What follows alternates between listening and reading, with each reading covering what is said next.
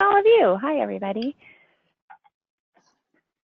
Awesome. Okay, so bear with me 1 second and let me, hi. Okay, so bear with me 1 second while I figure out what to share. Lillian, this is Kelly. I have a question. Yes. I can't find the email with the meeting materials. So I'm not finding our materials or our agenda on any email. Can you recheck it? It was another email was sent out 9:38 a.m. It's titled Meeting Materials from Sharon Kroll. Today? Yes. Yeah. It just went out today. It just arrived. It just came. Perfect. So okay, got it. Thank you. Lillian, I didn't include the meeting minutes from January. I'll put those in the next meeting. Okay, perfect. Thank you.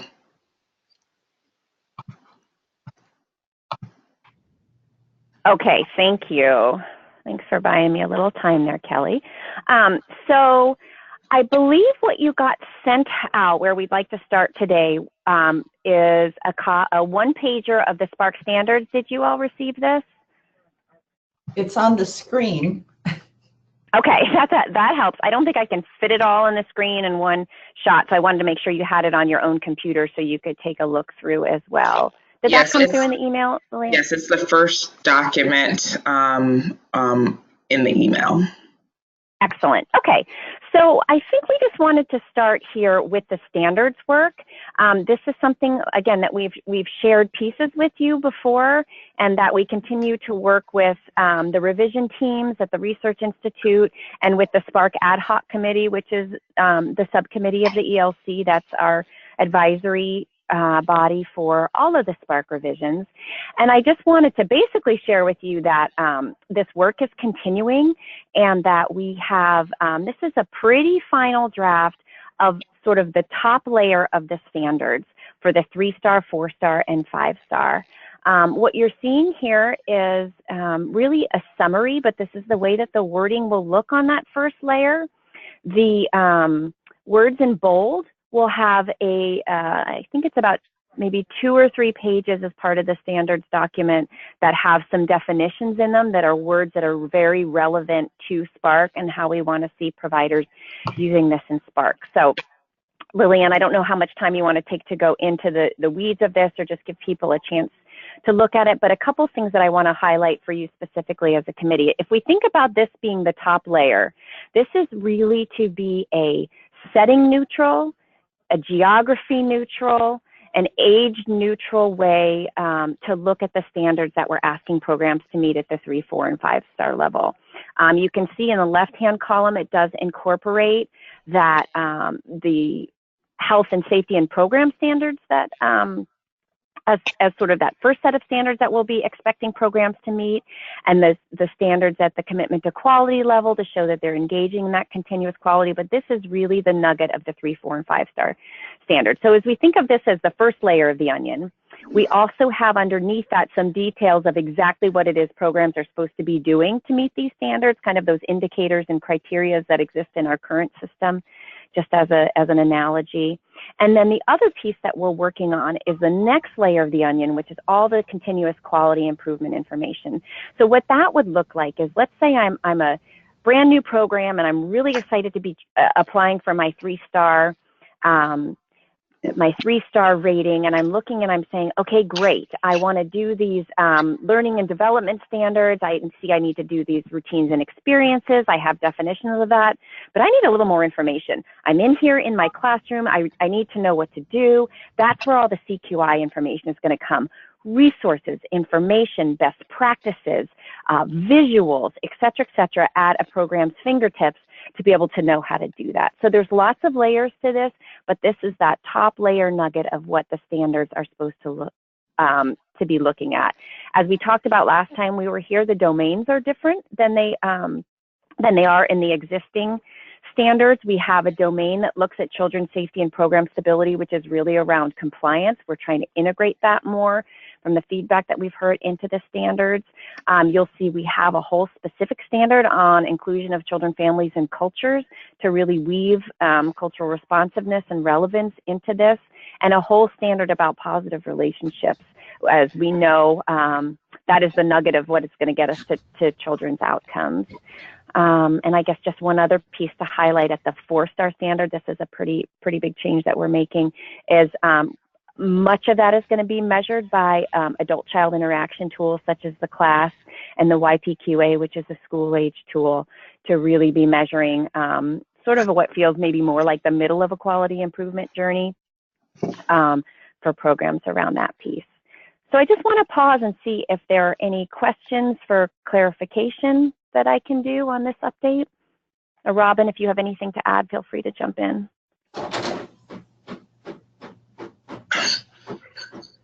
So this is Sue. So I'm not too sure what input you're hoping to get from this committee, Meredith and Robin.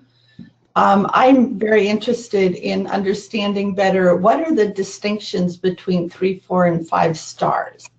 It looks like there's a lot of common language among those. So how are we stepping up the quality as we go from 3 to 4 to 5?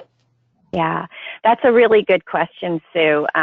Let me take that in 2 parts. In terms of what we're hoping to get from this committee today, I guess 2 things: making sure you folks feel updated on all of the Spark revisions happening. So that's a key piece, and really rolling up to are all of these policies and high level pieces of information that we're giving to you, are they creating a more equitable system? So is the Spark revised standards feeling like a more equitable system than the existing? So that's, I guess, the bottom line of what we're looking at. To answer your question in terms of the difference between the ratings, and some of that is much more evident with the deeper layers of this piece. The 3-star standard is designed to be an accessible, achievable, foundational level of quality, so that any program, again, setting neutral, age neutral, geography neutral, should be able to achieve the 3-star standard. That doesn't mean it's easier. It doesn't mean that programs won't be engaging in continuous quality improvement, but it's that kind of that first foundational rung on the ladder of documenting quality. At the 4-star level, it's documenting that really through looking at the adult-child interaction pieces as they look in all of these domains. And we're making a pretty significant investment in the state in terms of investing in using the tools, the on-site observation tools that are norms and standardized in terms of mitigating some of the, I think, cultural and equity concerns in the tools that, which are, the best that we have, but still know that there's things that need to be mitigated there. Sorry. That's okay. So that's the 4-star level. And then the 5-star level is really meant to be that stretch goal. So things for programs to really stretch to incorporate best practices into their programs. That's the policy level conceptualization that we have, and that when we've asked for feedback, a little more in the weeds from folks more in the weeds to confirm that we're getting, and I think we've gotten positive feedback. Robin, is that anything you'd want to add or clarify to that summary? This is Robin, and I do want to first apologize. I'm homesick, which is why you see me on a couch. So I'm also not 100% here. I was mostly here to listen, but I didn't want to miss it as well. But no, I think Meredith really described it well, and that really is the goal, is sort of having a baseline and then having programs be able to move up. So why would best practices not be included in all 3 of these levels? Maybe they are mentally increasing the level of best practices, but I'm kind of concerned that we aren't introducing best practices and some curriculum way earlier in this process. So I don't know, maybe I misspoke, because best practices actually don't even start at the STAR level. They actually start in the very beginning of Spark, and we're going to talk about that in a little more detail after this piece here. But best practices are going to be available to folks in the very beginning. As soon as they apply to be part of Spark, they're going to have access to all kinds of resources and best practices, both on a little more of a universal level than we're seeing now, as well as through work with their quality improvement specialists, which we know has been something that's been one of the most important pieces of Spark for providers. So it is absolutely infused in all levels, not just the STAR rated levels. I think the level of specificity and stretch for programs is increased as we go, but the best practices really start at the beginning. Meredith, this is Kelly. I have a question. Yeah, go ahead, Kelly. So I really like the assessment of adult-child interactions. I think that's an awesome piece. How are those going to be assessed? Who actually is the person that will go out to the Spark home provider? Right, that's a really good question. So right now, we're working with kind of a cross-sector team, which includes the Research Institute, who has the trained, reliable assessors now, and we're working with TRI and working with folks here in the division, including folks involved with Preschool Promise, with OPK, et cetera, because the vision is to have this really more community-based around the state, and to be working with a variety of community partners and regional partners, et cetera, to have more resources across the state. So, and I mean, this is just initial thinking. There's nothing firm here, but we're working on, what would it look like, for example, if there were trained class evaluators out in your region, Kelly, and that they were provided, a stipend or that type of thing to provide class observations in that region. And so we're really looking at a more statewide pool of trained, reliable observers. Also recognizing that there's, we need to be really careful that we have observers that are not the same people as the coaches or the quality improvement specialists, because that could be a role conflict of interest. So, but we want a diverse pool of observers that are trained and reliable. So it's a big investment. I think that's great, and that answered a lot of my questions. I think the only other question when looking at this through an equity lens, I wonder, is the provider, the child care provider, going to be the person that pays for that evaluation? So if we're going to have trained evaluators, class evaluators out throughout the state to people, and chances are that they'll probably have to come out of another region in our rural areas, because there's so few, would they pay? Would they have to pay for those? No, that's not been any discussion. Oh, sorry, I'm echoing. I'm not sure if that's maybe your speakerphone, Kelly, or why I started echoing all of a sudden. I'm turned off. So.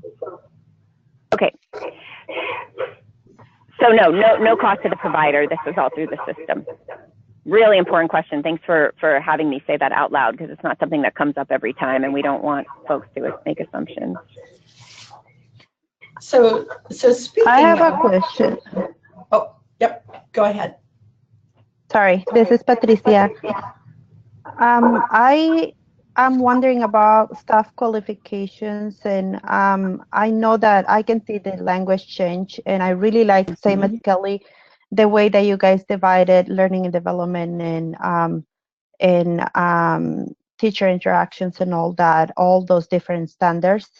I am just wondering about teacher qualifications, and what will that look like different from the past Spark, to make sure that we are providing equitable services to childcare providers that are not English speakers or don't have English as their first language, and that they are providing services for different cultures and different underrepresented communities. A really good question. I'm glad that you're asking us to highlight that. So big change is that we're currently, as I'm sure you know, Patricia, that the Spark standards around personnel qualifications are primarily around step level or educational attainment. What we'll be looking at in personnel qualifications for the revised standards include, if you can see at the bottom, experience, diverse language abilities, ongoing professional growth, so really that continuous quality improvement piece, as well as educational attainment.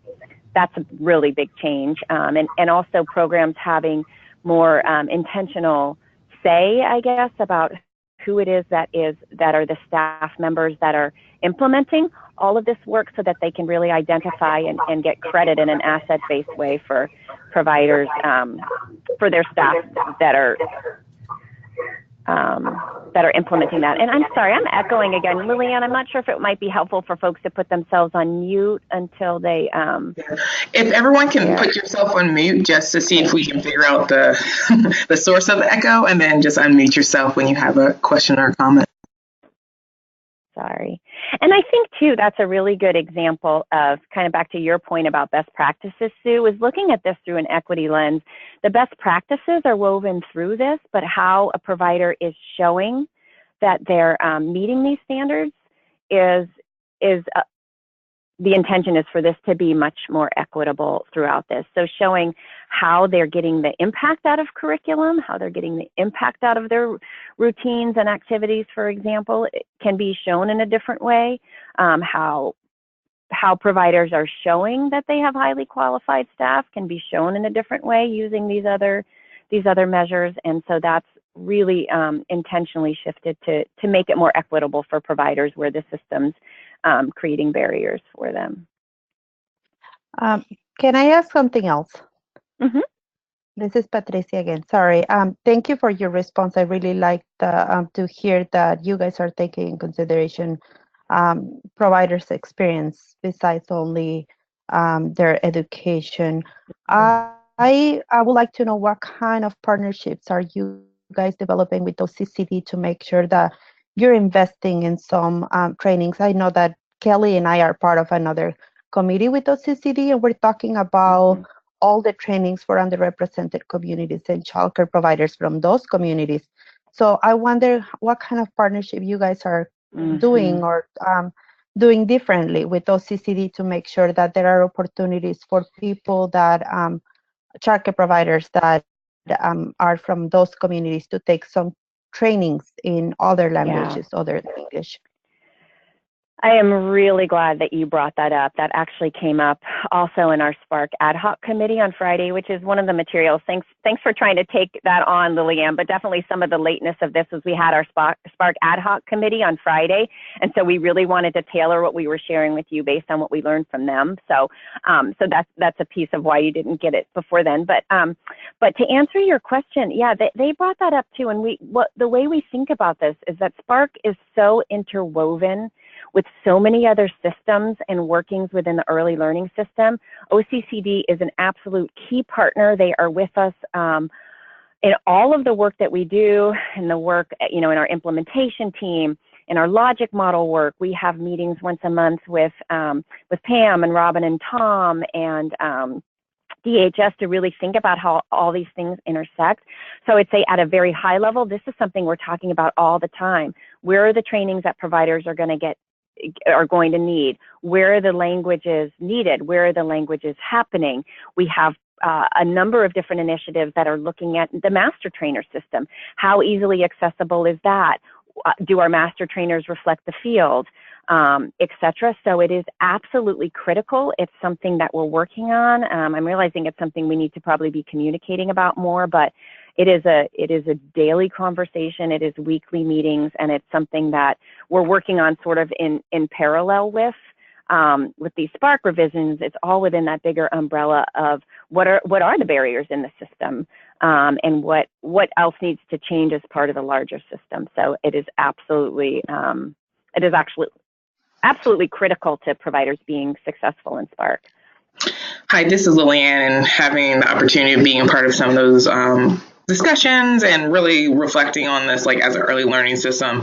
I think just other concerns and things that just that's come up and definitely that we've been exploring is the question around what are those bottleneck moments like within like the training steps, like so what happens when you don't have enough step 2 or step 3 trainings. It's not per se that a provider is not seeking them out, but if there's a bottleneck there and they can't make that move, what's the system's responsibility to that, and having an opportunity of analyzing that and looking deeper into that, I think is really indicative to like the work that's been happening, the work that will happen, and I think will help us as we're taking steps forward to looking at like what does that our new iteration of this work look like, especially when we're thinking about the quality supply of trainings across the state to meet the rich linguistic needs of providers.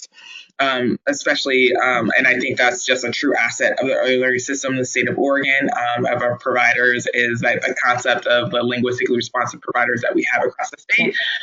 It's a true asset to our educational system and something that we definitely want to continue on supporting, flourishing, and also acknowledging what are some of those systemic levels that may be getting in the way of providers taking some of those initial steps forward when there's not enough trainings for them to actually receive the required hours to per se move to the next level or next step within their journey within the early learning system in the state of Oregon. So those conversations have been going on as well, and acknowledging that the systemic barriers has been something that's been helping us move forward in this work.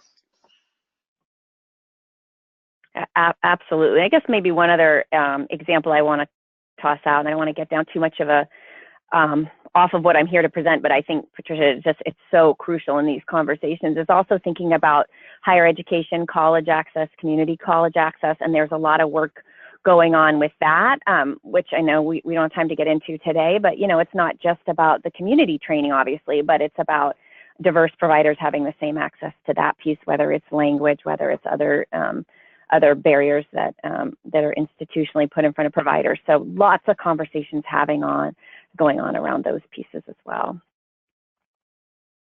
So it's interesting, as I'm just kind of looking at this slide that I put up, our input from you is, are the policies creating a more equitable system? I didn't really specify what system. Obviously, we're talking about Spark today, but I think it is relevant that it's, Spark, how does that lead us to a more equitable system without necessarily waiting for all those other pieces in the system to hit that mark?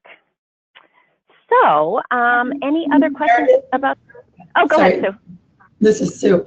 I'm wondering if you, excuse me, if Spark and WU are looking at the reality of the reduced resources that we have to commit to Spark training. The Hub Collaborative received a handout last week that said 20 of our quality improvement specialists have been eliminated. So that's a pretty big hit. And also there's been a 70% decrease in programs enrolling in Spark. So they've gone from 275 in 2016 to 85 in 2017. So I'm just wondering if staff and consultants and Spark, to some extent, are looking at the really hard reality of what kind of resources are we going to have available in the near future so that we can tailor Spark and our expectations to some financial realities. Yeah, I haven't seen the specific data that you're talking about, Sue, so I can't speak to it specifically, but at a higher level, Robin, I would say it's fair to say this is a regular conversation that we have. I mean, both in the division and with our contractors. We knew with Race to the Top being a grant and going away that was going to be a huge reality. So yes, and then also our hopes for some big asks coming up in the next 2 legislative sessions. But in the meantime, we have what we have. I think just a kind of a general answer to your question is we're looking at what that looks like in terms of prioritizing our resources to programs serving children furthest from opportunity, and we'll talk about that a little bit later in this presentation, that we know with limited resources we need to be extremely intentional about making sure that there's resources going to those programs serving our targeted populations, and not just a sprinkling, but really making sure that it's enough. And how do we do that? I think another piece we're looking at is universal technical assistance. When we're talking about that continuous quality improvement, how do we do in a really sustainable way getting those best practices and resources to all programs that they can get to individually if they so choose, or at natural touch points, so that we're the quality improvement specialist time is again really targeted towards programs serving children furthest from opportunity. And I think we also have an opportunity with ELC coming on board and some electronic options that will make, that's not going to answer the accessibility question for everybody, but for a large chunk of people that it will. It really is an efficient and sustainable resource way to get things out both to providers as well as for the back end of the system, a lot of efficiencies there. So those are just a couple examples of the way that we're trying to mitigate absolutely, which is not enough resources for our system. Robin, would you want to add anything to that?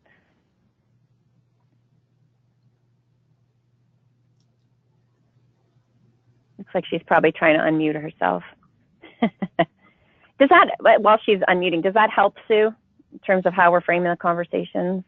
Yes, I just think it's going to be very, very important that Spark as a task force specifically address the resource issue. And how are they prioritizing?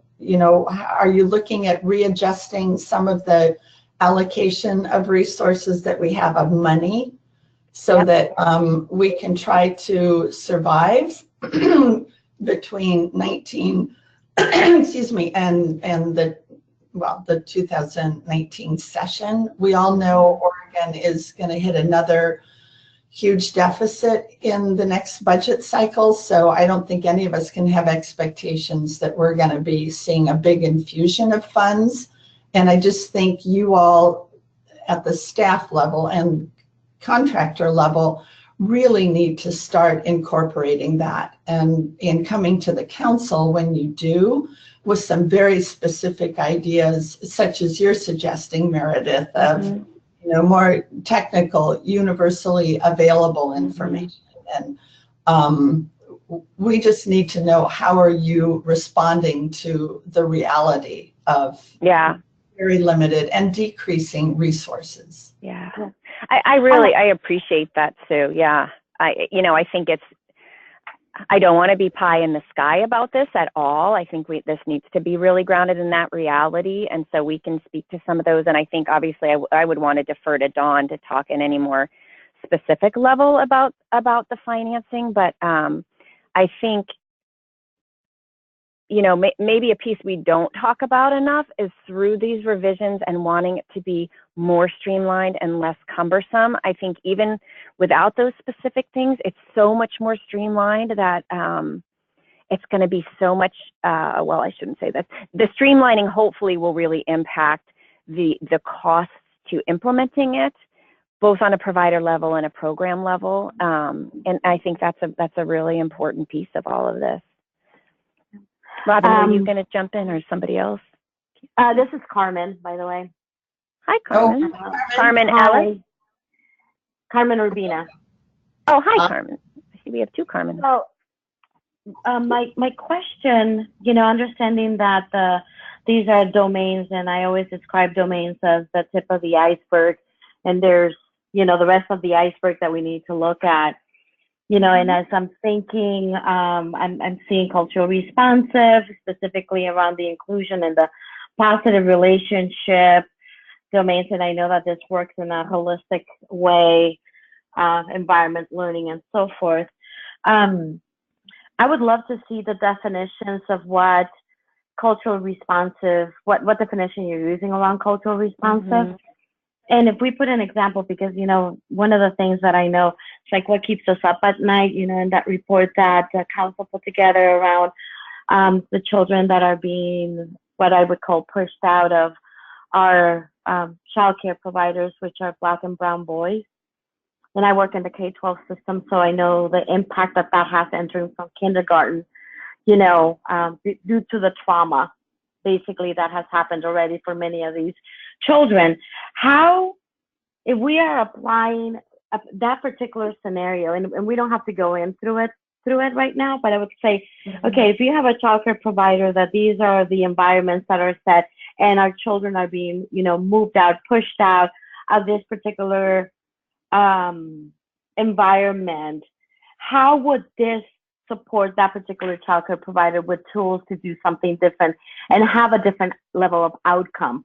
If we would do, a scenario of practice with the current framework that you're showing, how in real time, in real practice, because there's a lot of beautiful words and it looks really amazing, but in real practice, how would and again, we don't have to go through it today, but I would love to see how is this implemented in an individual person that have, let's just name it, white child care provider with a lot of biases, a lot of, that has children of color, that is impacting children around invisibility, and criminality and hypervisibility and the things that why these children are being pushed out. I don't know if I'm making any sense, but I would love to see in real practice how this would help our providers do that, because also I know that we're entering a budget crunch, and in the now, we want high levels of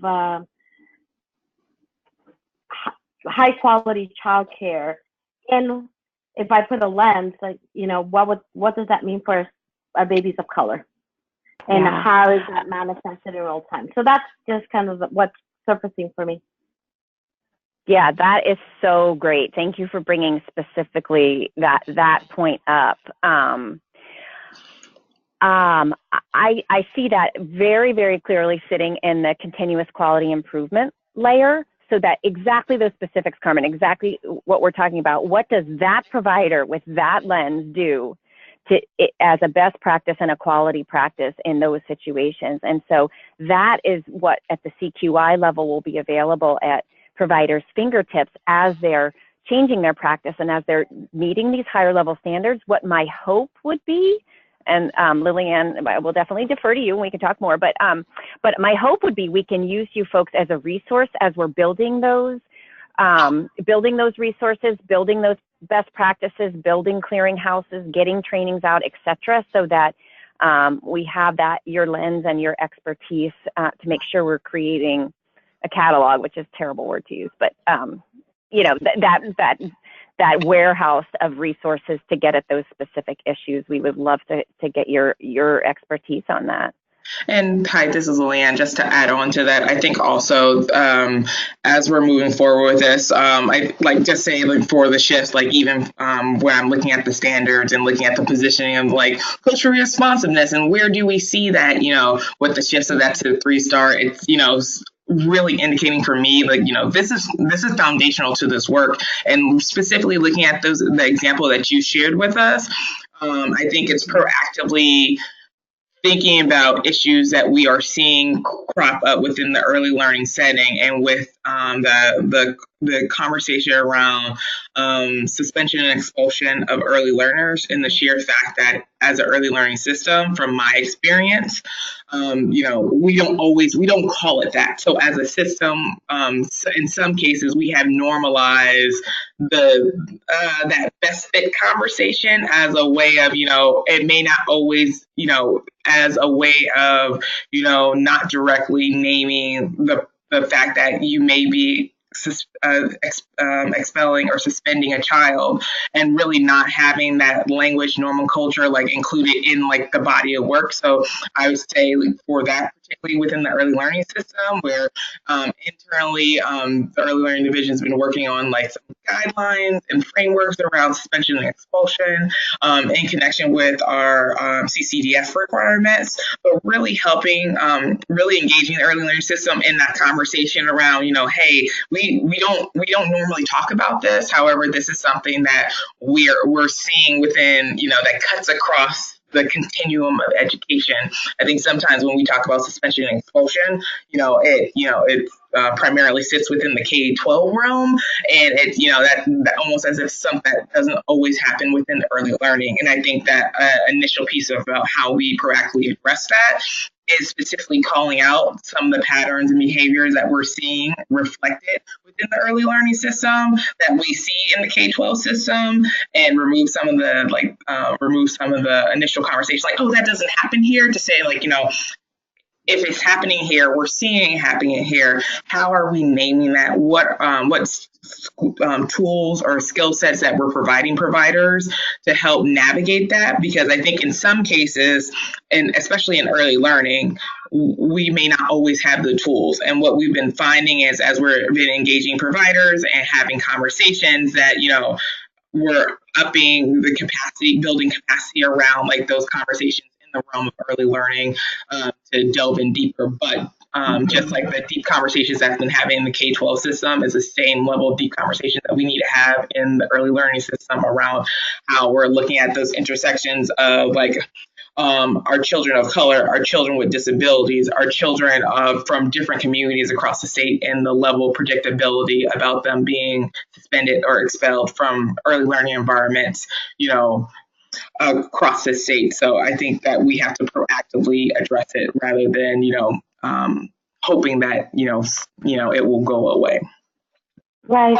And just one more comment, because I have the blessing of being able to work with the migrant education program in Lane and Douglas County.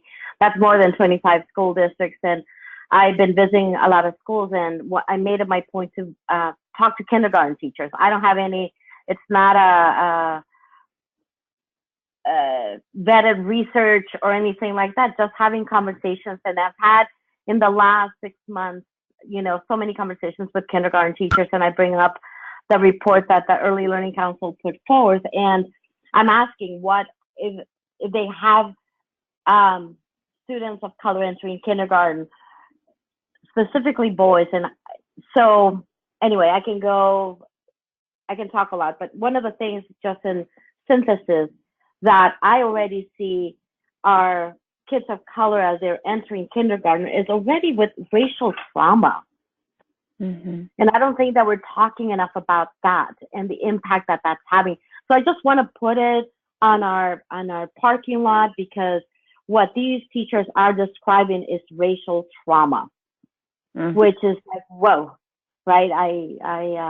It takes my breath away just to think about it. And so in the Kelly, I appreciate what you're, Lilian, I appreciate what you're saying, because we need to be talking clearly about the impact that these things are having, and then how are these real experiences, how policy can shift those real experiences. So that's what's coming forward for me.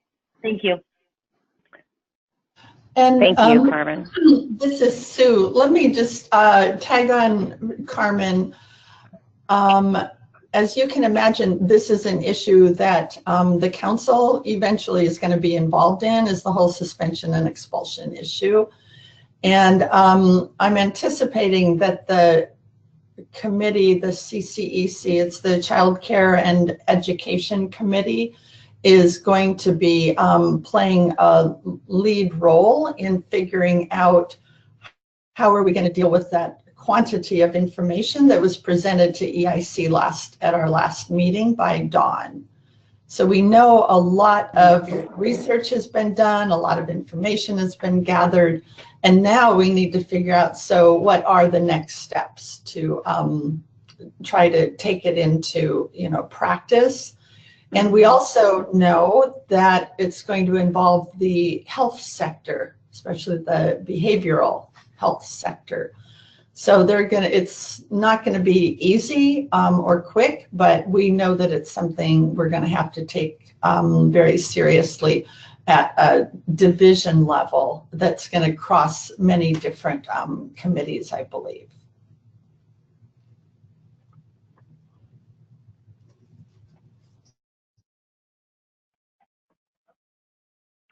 And thanks again, Carmen. You said it all really well. So I think we've got about 10 minutes left. I'm going to jump around a little bit in these slides just so I can make sure we hit some topics that have Meredith, come up if already. you need to take a little bit more time, please go ahead. Oh, okay, thank you. Appreciate that. So supports and incentive funds, that is something we've talked with this committee about previously, which was really, really helpful in terms of at a policy level, getting your thoughts about how we target these funds to programs serving children furthest from opportunity, and also how we begin to think about getting that information. This is really just an update. And what we are doing currently is really thinking, going back through the data that we have, that we've heard from providers about what they need resources for, what they've used resources for. We're fine-tuning the prioritization criteria about which of those, you know, how we define children furthest from opportunity, and through our conversations with you and ad hoc, really making sure that we're taking a racial equity lens on that and not just defaulting to poverty or subsidy kinds of data. Taking a look at estimating future need. This is a little bit to getting at your earlier point, Sue, about trying to be realistic of what we have versus what the need is going to be, and then really just discussing those bigger questions and getting policy down to practice about what that's going to look like.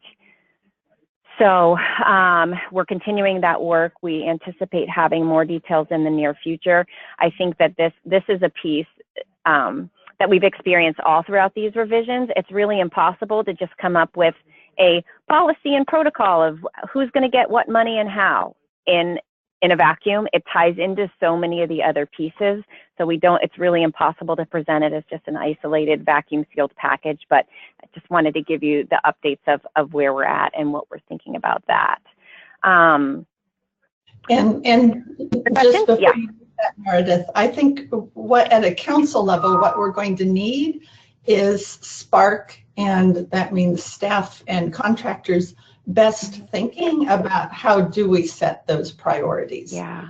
Somebody's got to bring us a proposal and not just sort of drop a bunch of data in our lap and say, oh, you guys talk about it and figure it out. Mm-hmm. We're really going to need something to respond to. So that's just what I'm really asking for. Okay. And I believe Donalda is coming representing ad hoc to the Early Learning Council in April to talk about Spark. Is that correct, Sue? Do I have my dates right?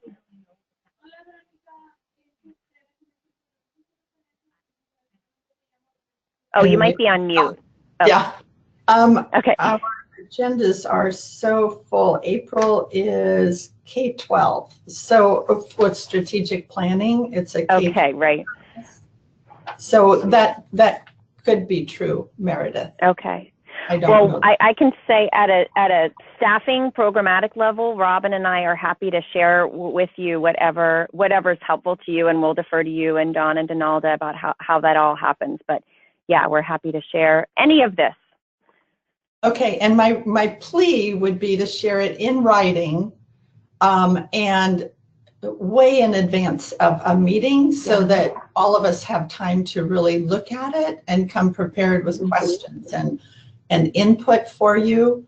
And I know the timing of these meetings has made that really challenging, but we just have to have, and Lillian can help with this, we've got to have a master calendar that says, okay, we can get the information from Spark at least a week in advance of a given meeting so that council members can review it.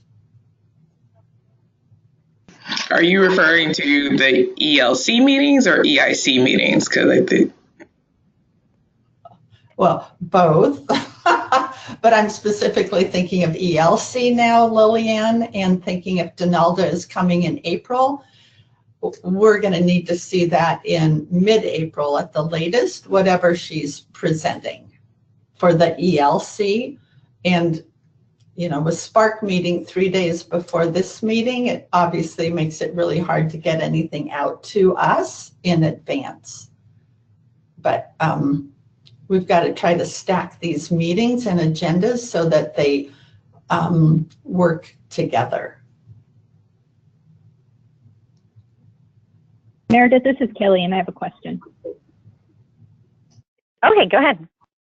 So if this is a longer, and if this is too much of a rabbit hole, then we can talk about it another time. But I want to know a little bit more about what you're doing, going back through data and fine-tuning prioritization criteria. We talked about this previously, but now that I'm farther down the road in my hub work in trying to identify children furthest from opportunity and what our hub data shows, I realize I lack a lot of data. And so I'm excited to see you do this work and wondering where you are getting your data or who you're working through to get the data, and I'm wondering if that couldn't be shared. That's exciting to me. And I hate paying for an epidemiologist from the other side of the state that I have to wait several months to get the data from when you're doing work at the same time too. So I just look for an opportunity to learn and see if we can't be on the same page together. Yeah, absolutely. And I think, I don't have any super specific answers right now, Kelly. We're happy to share them when we do, but I think Robin and I were just talking about this the other day. So Robin, jump in here with your thoughts too. But I think what we're hoping to do is to not duplicate, first of all, and also how is it that we can support, or how do we support providers in helping us with some of this, with what who they're serving in their programs, without necessarily saying, well, they are right now have the tools to collect all of that, and how does that link or overlap with what we know already? And so I think there's just still a lot of questions about figuring out the best way to do this, and that a lot of these decisions lie obviously way beyond Spark, but looking at the whole big picture and what's out there and how we can do that. I think we know what we have guidance around what our priority populations are, but the devil will be in the details on that. So that's why it's current work, and we'd be happy to bring back those details as we get them. This is Robin, and going back through the data, what that meant when we originally created these slides was really going back through the data about what providers say that they need to improve their quality, what providers say that they have been currently spending their supports and incentive dollars on, and what they've said they've made the most improvements in. So that was sort of the data that point on the slide was focused on, was process evaluation data from the current field test. So it wasn't that we have demographic data that I think that you're hoping that it was. It's really the data that we do have. How can we make the best decisions on, once we know which providers get the support dollars, what's the best way to do that for those providers? So I wish that we had different data too, but that's the data that when we originally wrote the slide, that's what we were talking about. Thank you, Robin. That helps a lot. I think what I was hoping for was finding those providers and doing the recruitment to get them into Spark. So this data is only from providers that you know about. So not necessarily the providers who are the furthest from opportunity. These are providers that you've already brought into opportunity. Yes, it's what we have from the providers that responded to surveys that already received support funds. That's the specific data that we were talking about there.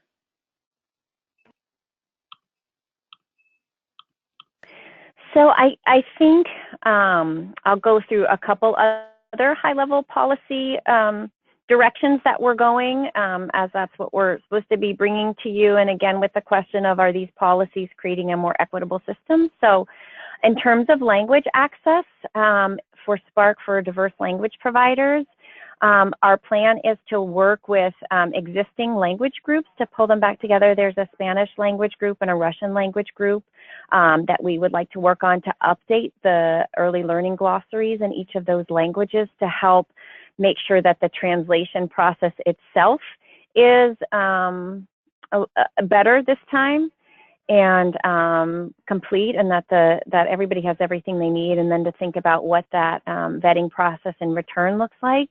And we're also beginning conversations about how do we create a process for Vietnamese and Chinese speaking providers to begin to access all of this. And this goes right back to the conversation and the questions you brought up, Patricia. I mean, just by translating Spark into Vietnamese and Chinese doesn't begin to create an access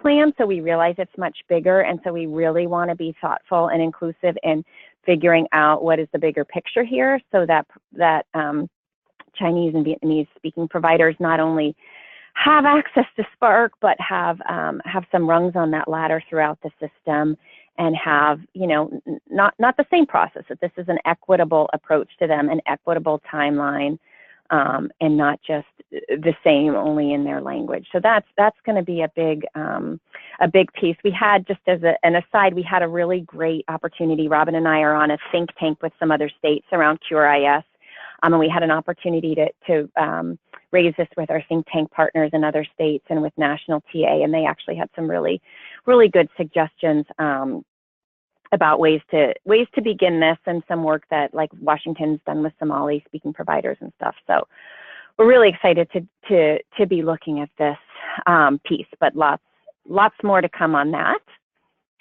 Is there a possibility? Is there a possibility that you'll be adding Somali and maybe even Iraqi languages? Lillian, I'll defer to you on that. So I definitely think the conversation has come up, and especially as we're thinking about the needs of Oregon, I think that in other groups that I've been in around work with CCR and arts and things like that, those particular languages are showing up a lot just via migration, also the refugee relocation programs that we have in the state. So I do think, the way in which we have identified the initial 5 language, English, Spanish, Russian, Chinese, and Vietnamese, has been based off of percentages spoken. But I do think that even though some of those languages don't meet those criteria that we have set thus far, I think it's going to be a really great opportunity for us to think about how we're sharing resources within those languages across the state. Because, again, the conversation around the Somali language being spoken possibly in Eastern Oregon is similar to the conversation that's happening in Portland and like Hillsborough and the neck of the woods where I live and other areas. And I think I'm hearing about a lot of things being translated. I'm hearing about, trainings that are being translated. However, I'm not hearing the connection across programs. So I'm wondering, how do we start leveraging some of those opportunities that we have across the state to help build up some foundational pieces around translation and interpretation within those particular languages. And I don't believe those are the only languages that we're going to see pop up. And then also another piece around just language. So for example, so for languages that are not written down per se, but, we're having a growing population of individuals in the state that are coming into the state with those languages, that are seeking opportunities to become providers.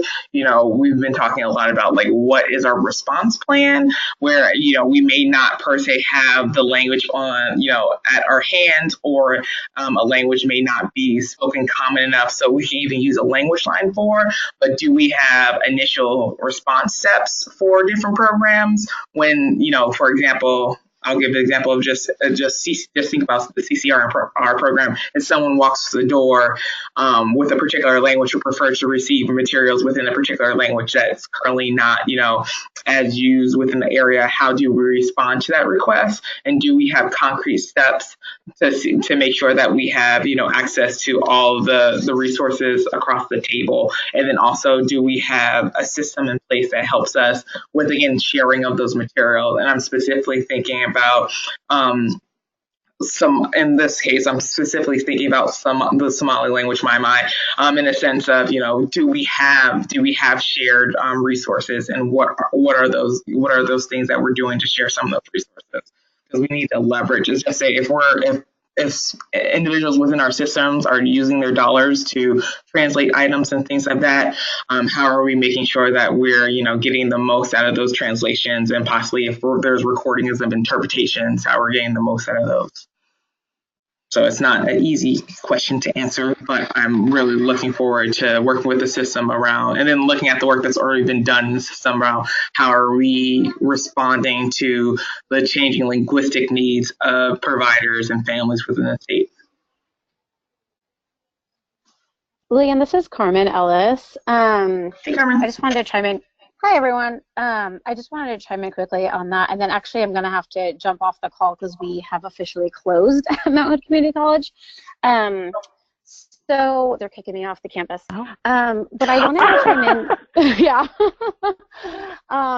So I wanted to chime in on that and just give us a little bit of perspective as an R&R contractor on looking at those various languages, because I think that one of the things that we forget that's also a resource that we use is just our time in working with people who are speaking non-English languages. So last week, our person usually at the front desk was out, and I was sitting at the front desk for a day, and 3 women came up who were speaking Amharic and originally had come from Ethiopia, and they wanted to become childcare providers. And it was about an hour working with an interpreter before I was able to figure out exactly what each one of them wanted in terms of whether they wanted to just be DHS listed or become a registered licensed provider. And then walk them through all the steps that they would need to take. They came in a few days later with some more questions, and that was another hour with another consultant. And then they came to the orientation class, and after that, they had a lot more questions. So when we talk about providing translation or interpretation for people, it's also really, and sharing those resources, those are really essential. And I know that TRI is doing some work on sharing those written materials right now, but it's also so important for us, especially when we're talking about equity and where we're going to put our resources, to remember that it is so time intensive in order to include those people in the way that we want to include them. So just, I just want to help us all to think really realistically about that in terms of, the additional FTE that it will take us in order to do that.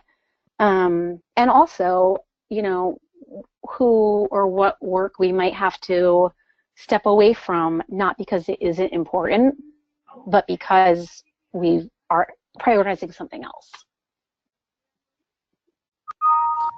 Carmen, this is Sue. You're bringing up just a really critical issue, obviously, and it's this whole resource allocation and prioritizing. And I think your examples are really pointing to the importance of us, the Early Learning Division and council and committees, figuring out where are the partners in this space, because obviously community colleges are struggling with this, and probably everybody who's in any mode of education or service to people has the same issue in front of them.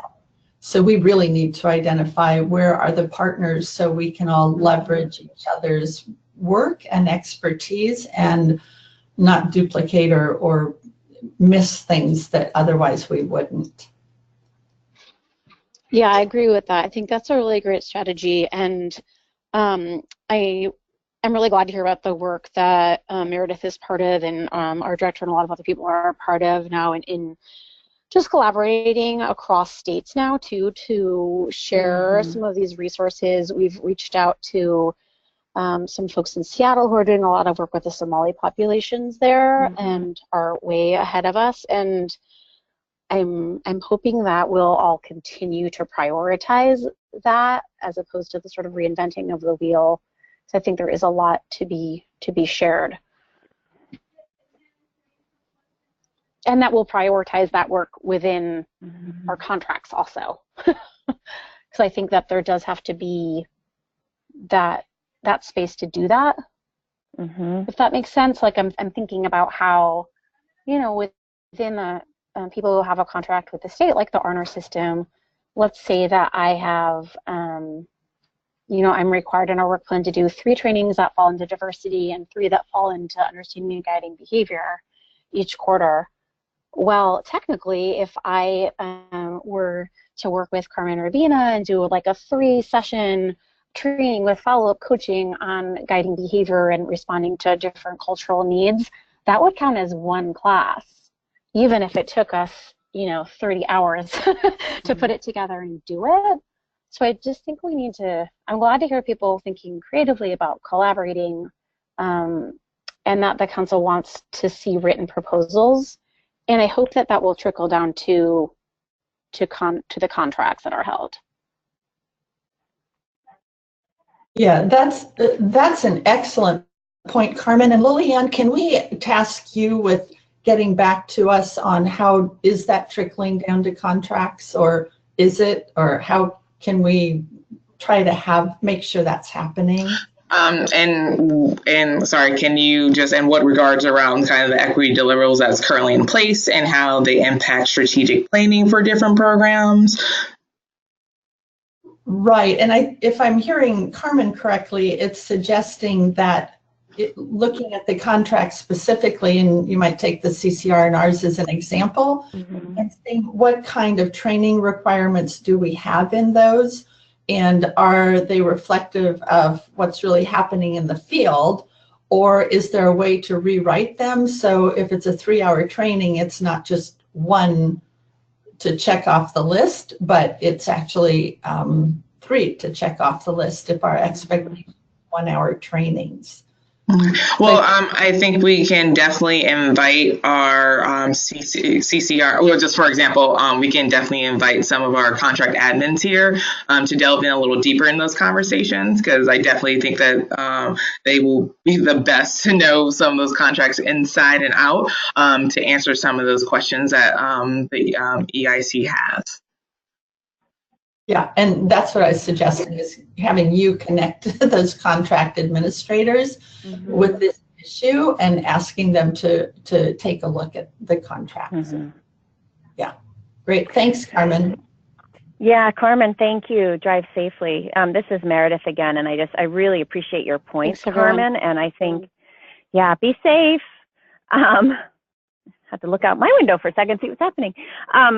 But I think it's, you know, it all is kind of wrapped back up in this point about, we're here to present to you today about Spark, and it's you know, a framework and part of this early learning system, but it's tied into so many other pieces. And so I want to just recognize that while we're here to really focus on this a little more narrowly, it does get hard because it's relying on so much else. And I think that would be a great conversation, Lillian, to have with Sandy and Sydney, because I think I know our goal with all of our contractors is to bring that equity lens and the racial equity lens into the work, and to give the CCR&Rs enough flexibility within their expertise of the community of how to do that work and to reach providers of color, or providers serving children of color, to have that flexibility. And there's also the resource issue, but you know, our expectation would be that they are doing that type of work within the boundaries of their contract. So I think that would be you know, that's just an example of policy, the high level policy setting the grounds for how the practice is happening. So just to go back to focus on Spark a little bit, because now I know I'm quite over time. I guess there's a couple other high level policies I just want to make you folks aware of, and again, get your take as to whether these are creating a more equitable system. Right now, we are putting the final touches on the proposal for the transition plan and what's going to happen for programs when the revised system rolls out, which you probably know we have a summertime goal to have the new Spark implemented. And our policy proposal is that we have a balance of program choice, so that programs have some choice in what they're continuing with in terms of the existing program and the revised program, but that we also are working within some deadlines so that providers have a really clear idea of what they need to do and when, and also for system functioning. I think this gets right back to your point, well said, Sue, about sustainability and resources. It's going to cost the system more money to run 2 different Sparks at the same time. It takes the quality improvement specialists more time, more energy, more resources to run 2 systems. So we would like to have it streamlined as soon as possible, but also want to be really fair to programs. So I think the 2 key things we're looking about this is doing a lot of communication with providers and partners who are also involved in Spark so they know what to expect, giving existing programs who are participating already some choice through December 31st of how they want to continue in Spark if they're engaged already. But for new programs starting this summer, that they would start in the new system. So we've got kind of that 6-month transition period for programs already involved to be able to be really thoughtful about what the next step is going to be for them. To me, a key piece of this is this concept of hold harmless, so that as we're transitioning to the revised Spark, programs who were early adopters or who are already involved or who are in the middle of this, that we are not going to take their stars away as part of this transition, that they will have opportunity, for example, if they're already rated through, let's just say, May of 2019, that they are not going to have to experience a decrease in their stars through this transition. If they choose to just sit with, say, that 3-star level until it expires, they're able to do that and not risk any decrease in stars or any taking away of stars, that they will be held harmless through this transition process.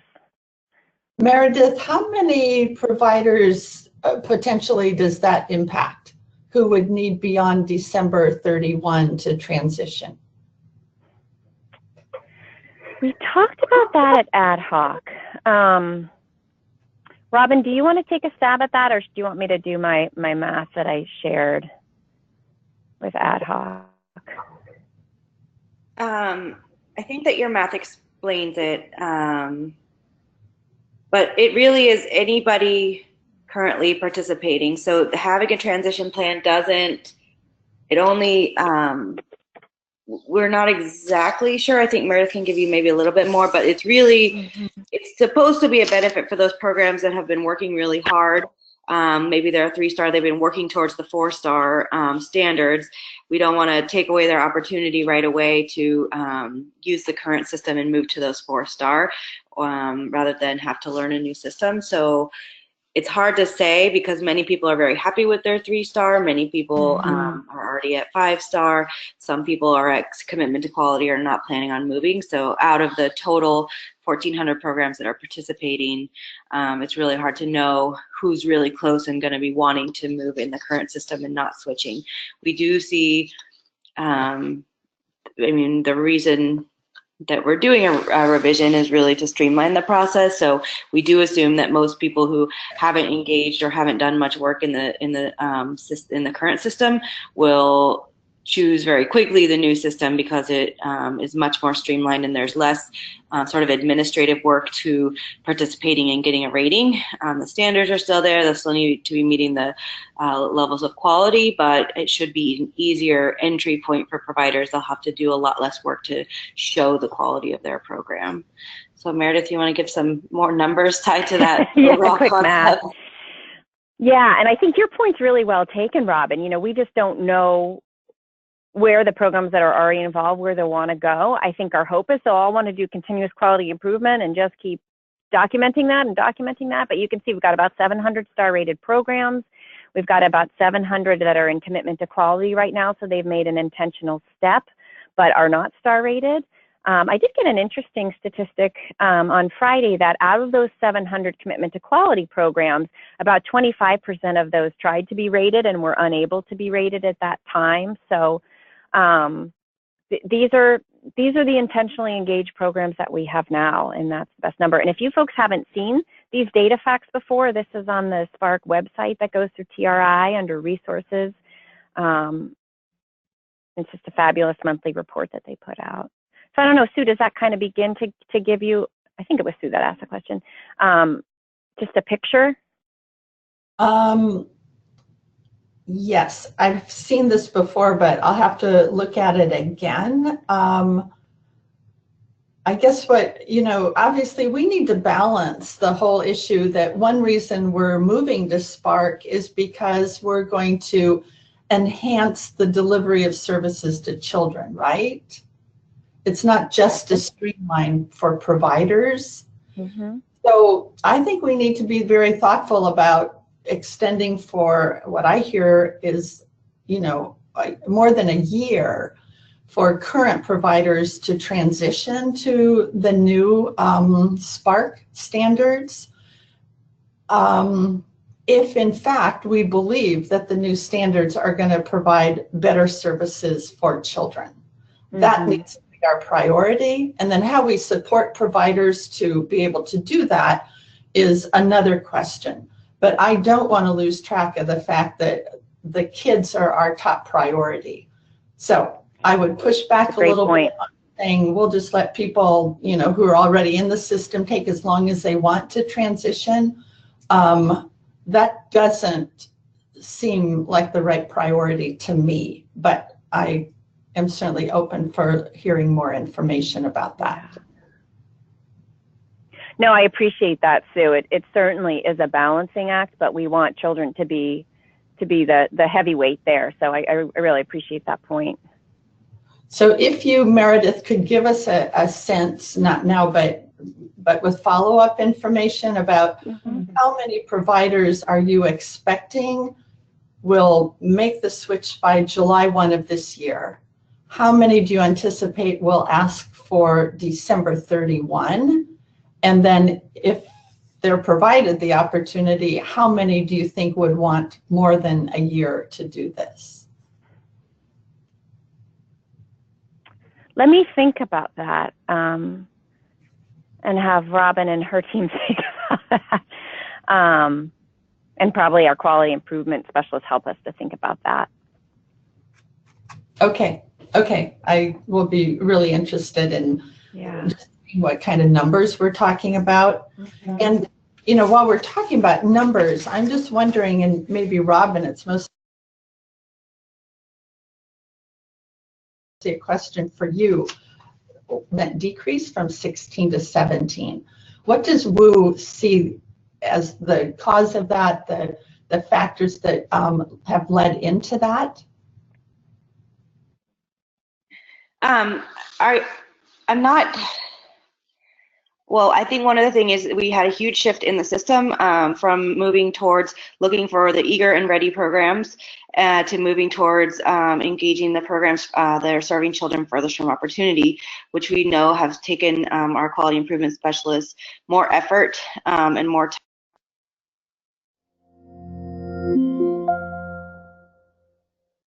Programs or applications, because the other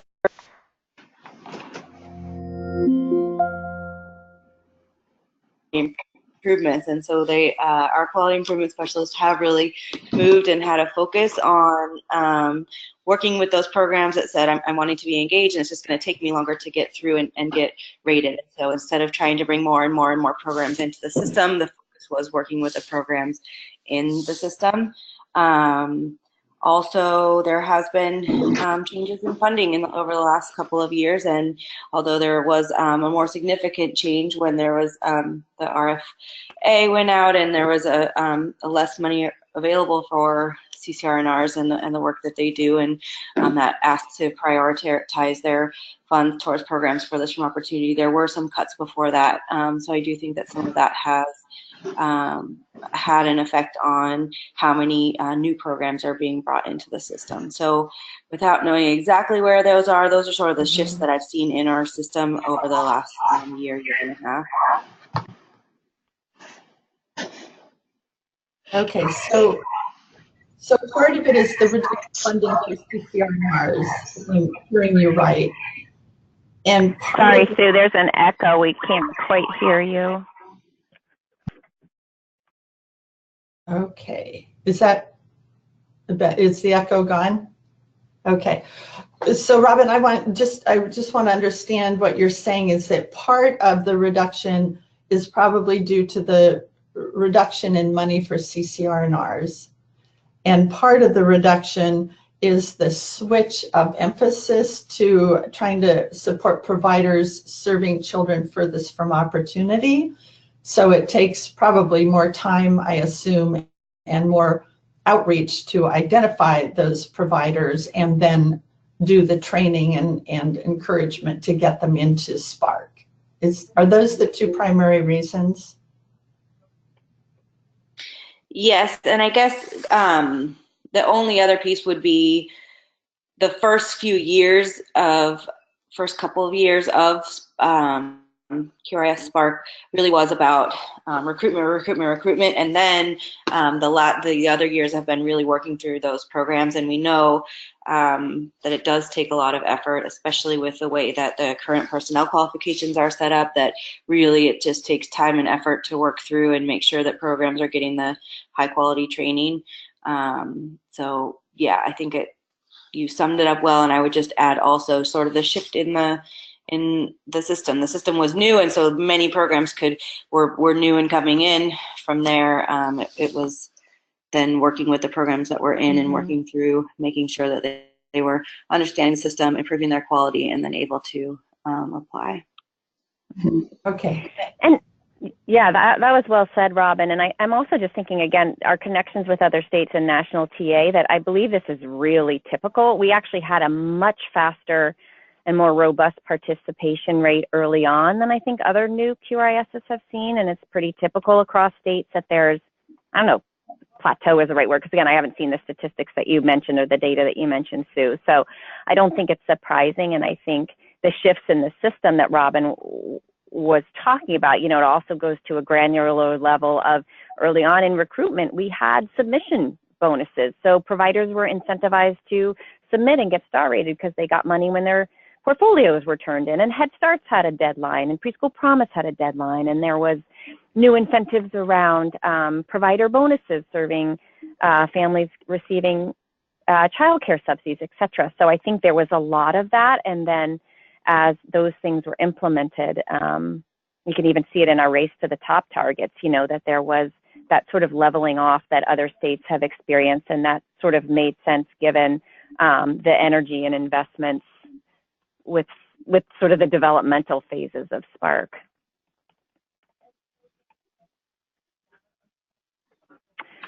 Okay, thanks. Great questions. Great conversation. I love this. Okay, so that was a little highlight on transition plan. Spark entry. This is something, again, we've talked to you folks about that we're really excited about, thinking from an equity lens. And that we're really looking at opening up Spark to be available in any program that's interested in quality. And we're going to try out a new visual on you folks. So on the left is something that probably looks fairly familiar. That's our existing system, where in order to intentionally participate in Spark, you had to start with licensing and then go through some steps to become a commitment to quality designation, including going through a 3-hour training, meeting certain compliance requirements, doing a self-assessment, having access to it in your language, et cetera, to then be eligible to submit for a 3, 4, and 5-star rating. On the right is the new way that we're conceptualizing Spark, so that any program that is interested or serving children has the ability to intentionally participate in Spark. That could be a license exempt program and all of the different flavors that comes in. It could be a license program. It could be a new program. It does not have to be a program that's been in business for 2 years, the way that Spark started out, et cetera. And then that there will be additional steps that a program would take to begin their CQI, their continuous quality improvement process, to get to that commitment to quality level, and then star rating. So it's a really different access to get intentionally involved in Spark that we're looking at for this new system. I think this one kind of, again, highlights the differences. In the current field test, to get intentionally involved, you had to be licensed. And then for the commitment to quality designation, these pieces around 2 years in business, training requirements, et cetera, whereas those requirements and potential barriers are removed for beginning that continuous quality improvement process. And it really ties into what I think what's been threaded through this conversation, which frankly really excites me, is this idea of continuous quality improvement. How do programs have access from the beginning to best practices, to resources, to things that are universally available, to quality improvement specialists who are designated to really help them through this journey? How do they get that from the get-go? And that is what we're looking for the entry for this new piece for Spark to do. So let me just pause there for a second. Any clarification questions or thoughts, equity impacts? This is Leanne. I really like I like the shift around again, Spark being accessible to anyone, and really thinking about the impact of helping providers identify the tools that they need when they need it in order to, move their quality up, enhance what they're doing in order to serve children better. And I think that, creating an entry point is like kind of no wrong door. Like if I wanted to participate in Spark, there won't be something that I feel like, I get there and I was like, oh, I can't even hear a little bit more because I don't meet the requirements. This provides an entry point that I think will be foundational in helping providers conceptualize what Spark is, what can it help with, how they're serving their children, how they're professionalizing themselves, and then also really understand what are those steps, and as they're moving forward through those steps, what can that look like, and how can they do that in a way that, if I initially wanted to do Spark but found out I couldn't do Spark, then it may take me a while to kind of circle back to Spark, even though we know Spark has really great qualities that's going to help improve support for children and families across the state. So I really love having entry points that's accessible to anyone that wants to learn more about Spark and wants to jump on this journey, because it's a continuum, and I believe that it really creates a continuum from anyone to enter into the system. It's interesting you use the word continuum, because that was where Ad Hoc got to on Friday as we were discussing this in a little more detail. They got to that word as well, and it really resonated with them to think about it as a continuum. So it's interesting to hear you echo that today. Other thoughts or questions, or how this kind of ties into our general ask of you today, which is did these policies seem to be creating a more equitable Spark system? Hi, this is Patricia again. I have to second what Lillian was saying. By you making this change of not having a license as a requirement for Spark, you're definitely creating a more equitable system for all programs, and I really appreciate to see that. Yeah.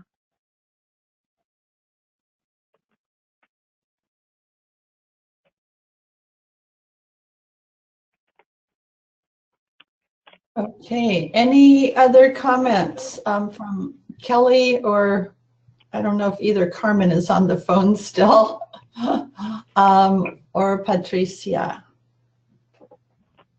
I am here, Carmen, and no, I have no comments. Okay, thanks, Carmen. Okay, this is Kelly. So, I think what. Yeah, go ahead, Kelly. All that I was going to add is that I just, not to go back over the conversation about language, I think that language is going to be a really important piece of making this equitable. And I'm working with a group in Ontario to open up a welcome center, and our number one issue is interpretation translation. And our refugee population coming from, Iraq and Somalia and some from Syria is significant. And so I know that childcare is an issue, and I'll be working and I'll be watching for this. So I love Spark. I love working towards quality, and language is what I think is going to be the issue for me. And I appreciate that you have a piece for it. I'll be watching as it expands more. Thank you. Thanks, Kelly. Meredith, what's your timeline on next steps for Spark? Hang on one second. Let me pull up our timeline. It's such a reasonable question, Sue, and Robin's team is working so hard every day that the next steps are happening. What I want to do is bring up what we're bringing to ad hoc next. I think that would be the clearest answer. And can I do that quickly? Let's see. Well, Meredith is looking that up. I'll buy some time. I think in a broad sense, the overall next steps are, as we get things finalized, is being able to make them accessible to the field and communicate.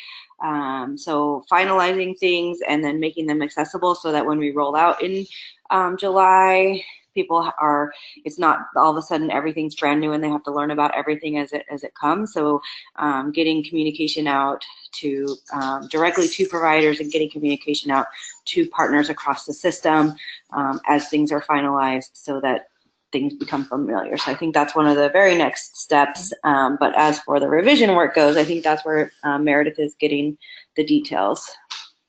Yeah, I think also I'm really interested in really thinking about what is that transition plan from kind of the older standards to this new the new evolution of these standards, because I do believe that it's an art form making those transitions and making sure the field is supporting those transitions. They understand what's going on, what's happening. And again, I specifically use the term evolution because, again, you don't want, it's not we evolved the system from, the current system. So we don't want anyone to feel as if, hey, I devoted so much time and effort to fill out my portfolio to do all this work. And then we have a new system. It's the evolution of the current system. And really looking at the feedback that the early learning system received from, this first round to improve and enhance what's happening, and having enough time to clearly articulate that and providing providers in the system with all the tools they need in order to feel really successful with that transition, I think is really key to the growth and development of the Spark system. That's a great word, Lillian, the evolution of it. I love that.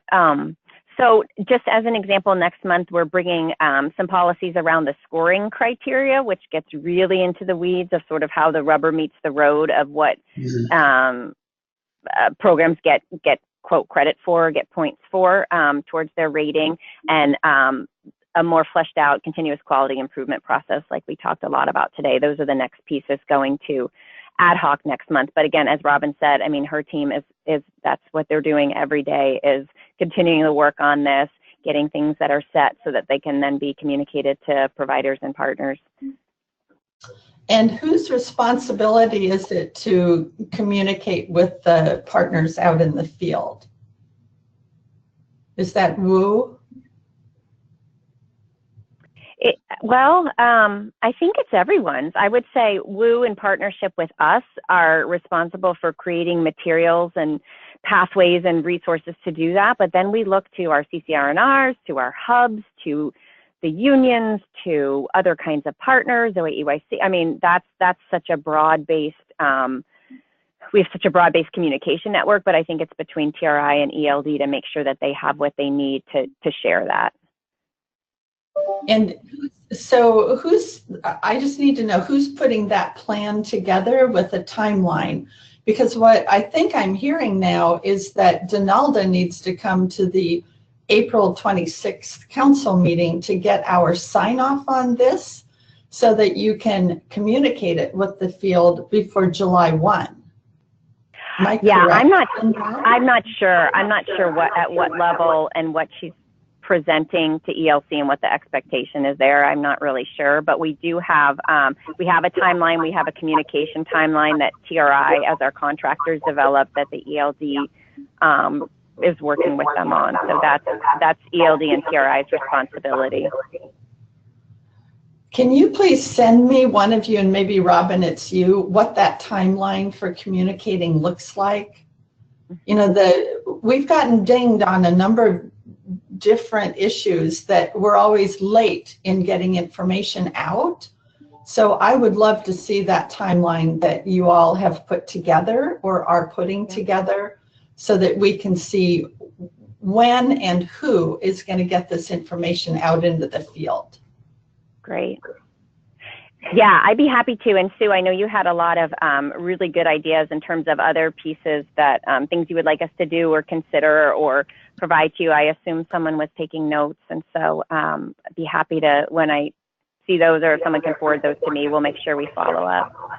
Okay, thank you, Meredith. That'll, I think, be really helpful. And obviously, from the standpoint of the council and setting our agendas, we need to know when is Spark going to be ready to distribute to the council in advance of a meeting so that we can review it if we need to approve something in April. And look at that, I just saw Alyssa signed on. So what a perfect segue, because she has way more understanding of that than I do, but we will be happy to provide whatever we need to as people tell us to. So I just really have appreciated this committee and your input and your expertise and your gentle nudging of us towards bigger and better ideas. So it is just a pleasure, and we're always happy to come back. Okay, we will. Thank you. Thanks, Leanne. Thanks, Sue. Thanks, Robin. Thank you, Meredith and Robin, for everything that you do to make this system more equitable. Thank you. Bye, everybody. Stay safe in the snow. Will do. Whew. Okay, so obviously there are several follow-ups from that conversation, and Lillian, maybe you and I can work on those. Make sure we get feedback. Our work session number 2 is a strategic plan update.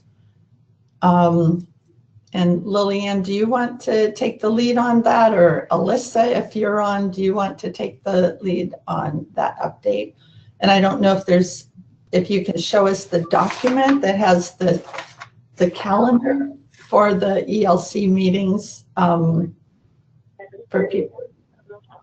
Okay. One second. Alyssa?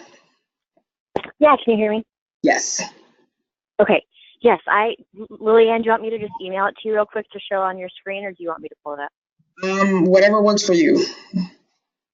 I'll send it to you just because I have 3 screens and I don't know which. Okay, I got you.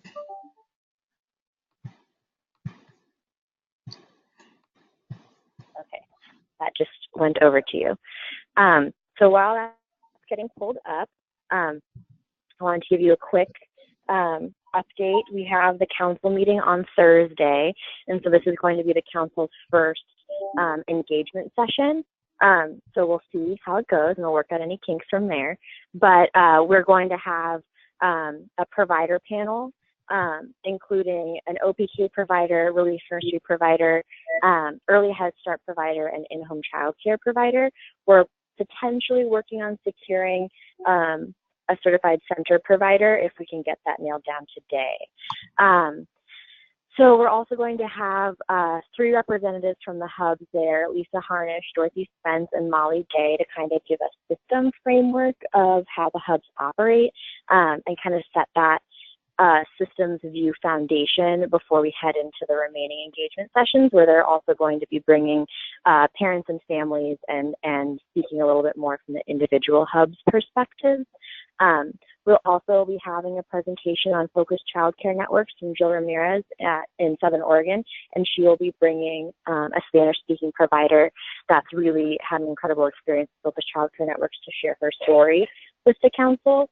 And then we also have Latino Network, Children's First, Children's Institute, and Ford Family Foundation coming to speak to the council from that advocates and philanthropy perspective. So that's sort of the overview of the engagement part of the council's day on Thursday. And then, as you can see from the document Lillian is sharing, we've added a housing engagement session in June. There was sort of overwhelming input from the council that that's a really critical cross-sector partnership that we need to be engaging with as the council goes through this planning process. So We've got that slated for June. I've already started meeting with DHS to start getting them teed up for their March engagement session because that's 1 month away. So that's sort of where we stand on timeline. As there have been a few additional engagement opportunities that have been brought to our attention, the Family Impact Seminar in May, an OPEC conference in May. If there are any conferences or conventions or opportunities you all know of that we'd be able to speak to partners and providers or even parents in early learning, let us know, because we definitely want to tack into anything that's already happening and utilize as many opportunities for engagement as possible. So if things come up, please feel free to send them to Lillian or Sue or me directly, and we'll get those on our radar and start working with conveners to make that happen. Is there any question about the timeline and sort of what that's shaping up to look like?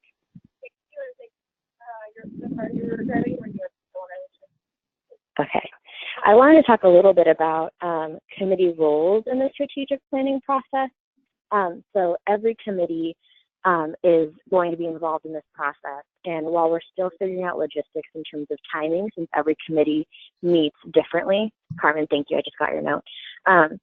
Since every committee meets differently, we're trying to figure out, the realistic timeline for when everyone will get feedback. But basically our hope is at each engagement session, we're going to have a 45-minute debrief to sort of give the council an opportunity to have some immediate reflections on what they heard and what they think are opportunities for strategic planning in the sort of 5-year vision. And then we'll be working as staff alongside with Build to sort of work on crafting those into strategic goals. And so what we're hoping from each committee is sort of that opportunity to look through those goals and feedback that the council hears and have sort of reactions to those strategic goals, see if those sound like the right goals, are we missing areas, are there sort of key elements we need to be calling out. In particular, we're hoping EIC can help hold us accountable to make sure that equity is woven throughout this entire strategic planning process. The council's last strategic plan, they kind of were torn between making equity sort of woven throughout and calling equity out as its own sort of strategy. And they ultimately went with calling it out as its own strategy to show sort of the emphasis on equity. But I think a downside of that was it made it look like it was separate from the rest of the work. And so when the council goes through their project, their process this time around, we want equity to be represented throughout all of the strategic goals. We don't want there to just be a goal that says equity is important. We want to make sure that's reflected throughout everything. So I think we'll really look to this committee to help hold us accountable and make sure that the goals that the council is looking at adopting are reflective of the equity work that needs to happen throughout the early learning system. We are also going to make sure that our presenters are speaking to equity when they present to the council and making sure that their work in equity is reflected so that everybody sort of is coming in with that equity lens as they present to the council.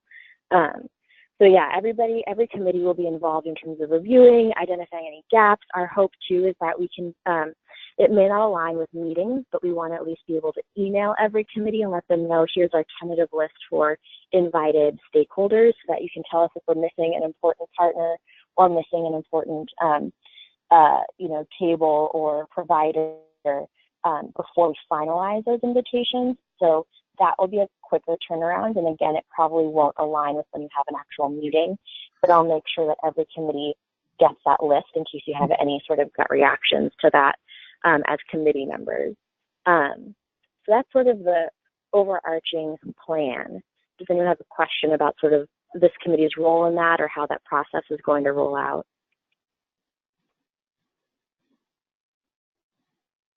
I guess this is Lillian. So with the, how do you see EIC responding to kind of, with the roles and responsibilities, that document that was shared, there was a piece around, again, I think that, around those community engagement pieces, which definitely cuts through those formal sessions that the council will be having, and any suggestions or feedback on CBOs, other partners, individuals, advocates that you're inviting to the space. But I think also as we're going into the summer months as well, there was a additional emphasis around how are we, or however you structure this, how are we providing additional spaces and places for additional conversations to happen. So are you foreseeing that EIC has, I'm thinking about in the month of July and August around, kind of planning or support or kind of input around what does that look like? And then also, I guess the second component of this, like the actual, like the actual plan itself. How are you foreseeing that coming to us or coming to EIC and providing feedback and things of that nature? Yeah, so for your first part with especially the summer engagement sessions, I think if this committee has capacity to sort of give us their best thinking on the best way to do that, we absolutely welcome it. We haven't gotten to that part yet with Build. We've been kind of relying on their expertise to craft community engagement that is authentic, meaningful, but also feasible and achievable. Yeah. And so whether that's working with maybe partners, working with hubs, what's going to be staff driven, I think process-wise, we're sort of working on a framework with Build, and I think if we can bring that framework back to this committee to see if that's sort of the right approach or if there's additional thinking on the best way to reach as many people and stakeholders as possible, we definitely want to capitalize on that. And I think over the next couple months, we'll have a better sense of the logistical, what are we asking hubs to carry forward in their communities? What are we asking, partners to carry forward, and what are we going to carry forward as a division? I think we'll have a better sense of that once that framework is kind of propped up. In terms of feedback sort of on those strategic planning goals, I think the hope is, and again, it's going to look a little different for every committee, just depending on when each committee meets. And so the hope is that we'll get some initial feedback and debrief time from the council at the end of their meeting. And then where staff and Build are going to take the next week to week and a half to sort of reformat that feedback into strategic planning goals. And then we will share that with the council as well as committees for reaction. And then, so I'll kind of be coming to the committee meetings to sort of share that and capture that. That timeline might shift. I think once we get through Thursday's meeting, we'll have a better sense of sort of the lift and what the workload is and what can reasonably be turned around in a reasonable amount of time that's like still useful information for you guys to react to. It could be too that we do them like every other sector. I think we'll have to we don't quite know yet how much information we're going to get from each of these sessions and how they'll lend themselves towards crafting strategic goals. And so I think there's the possibility that maybe, especially once you get a couple done, maybe we're hearing a lot of the same things. So they're not necessarily new strategic goals, which is reinforcement that we're on the right track. So I think the hope is that we'll at the very least be kind of communicating what we hear. And then the part that's still sort of to be determined is how much time it takes us to craft what we hear into strategic goals for every committee to react to. So I think we'll have a better sense after Thursday in terms of what that timeline looks like. But what I would say too is I don't think it's fair to expect every committee to have, partly just because there won't be time, to have to react to these draft goals by the next council meeting. I don't think it's reasonable to say, EIC, give us your thoughts before the council meets on March 22nd, when I think you guys meet like 5 days before the council. So I think realistically, it's going to be an iterative process and sort of ongoing. And just because you've had the early learning engagement session on Thursday does not mean that conversation stops once March rolls around. And I think we'll kind of continue to bring everything we're capturing back to the committee, see how it fits together. And there might be some gaps and opportunities that you guys identify as the strategic plan comes together over time. Mm-hmm. If that makes sense. I feel like I rambled. But yeah, so I really think we'll have a much better sense of the reality of this after we get through Thursday and really kind of figure out what we're dealing with in terms of volume of work. Do we have to kind of shift our questions? Are we getting the responses that we need and the feedback we need from these from our engaged stakeholders to craft a strategic plan. I think that's going to be sort of really what we learn at Thursday's session. So there may be some additional work that has to happen to make sure we're propping up the subsequent sessions to really be useful and meaningful. That may then impact sort of our capacity to turn around the strategic planning goals in the time we're hoping. So I think we'll know more this week about that. Yeah. Are there any other questions?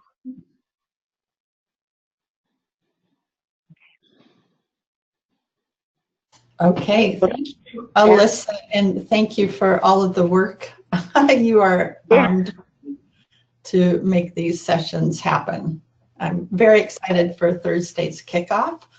I think it's going to be a great meeting, so we certainly invite anybody to join us in Salem or just to call in or listen in on the website.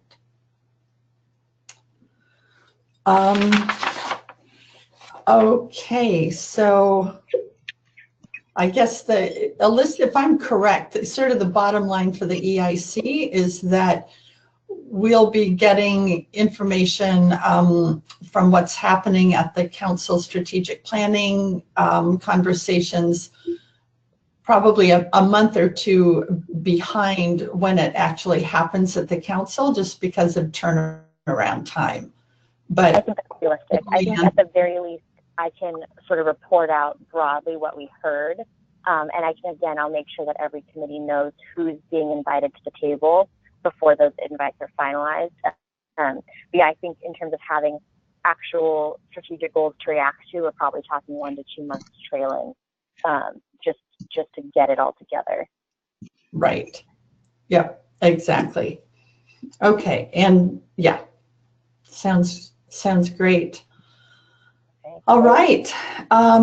Anything else that we need to discuss? I see people are signing off, probably some weather-related sign-offs as well for Portland.